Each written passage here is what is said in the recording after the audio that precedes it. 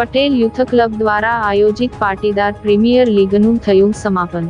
12 ગામ લેઉવા પાટીદાર સમાજની કુલ 8 ટીમો વચ્ચે રમાયેલી ટુર્નામેન્ટમાં ટીજી બોયઝ ટીમે શાનદાર જીત મેળવી।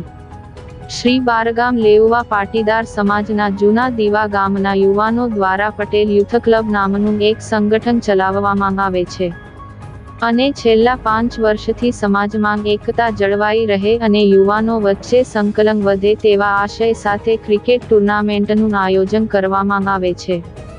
ચાલુ સાલે PPL 5 ટુર્નામેન્ટનું આયોજન જૂની દીવીના રોયલ સ્પોર્ટ્સ ગ્રાઉન્ડ ખાતે કરવામાં આવ્યું હતું। પટેલ યુથ ક્લબના યુવાનોનો એક સંદેશ એવો છે કે આજે દરેક સમાજની અખંડતા અતૂટ જતન અને એની માવજત એ ખૂબ જરૂરી છે। રોજ બદલાતા જતા ઝડપી આગળ વધતા યુગમાં વિભાજન અને વિખૂટા રહેવાનો બોલબાલા છે, ત્યારે સમાજે વસુધૈવ કુટુંબની ભાવના રાખી સમાજને કુટુંબ ગણવાનું છે અને તેનું જતન કરવાનું છે તેવા સંદેશ સાથે ટુર્નામેન્ટનું આયોજન કરવામાં આવ્યું હતું।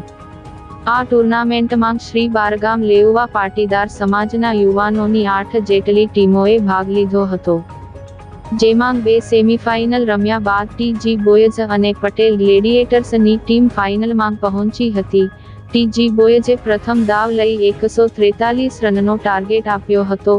પટેલ ગ્લેડિએટર્સ આ ટાર્ગેટ પૂર્ણ નહીં કરી શકતા PPL 5 ના વિજેતા ટીજી બોયઝ ટીમના ખેલાડીઓ થયા હતા। આ પ્રસંગે શ્રી બારગામ લેઉવા પાટીદાર સમાજના પ્રમુખ તથા આગેવાનો યુવાનો ઉપસ્થિત રહી man of the match, best bowler, best catch, best performance અને ટુર્નામેન્ટ વિજેતા ટીજી બોયઝ ટીમને ટ્રોફી એનાયત કરી હતી।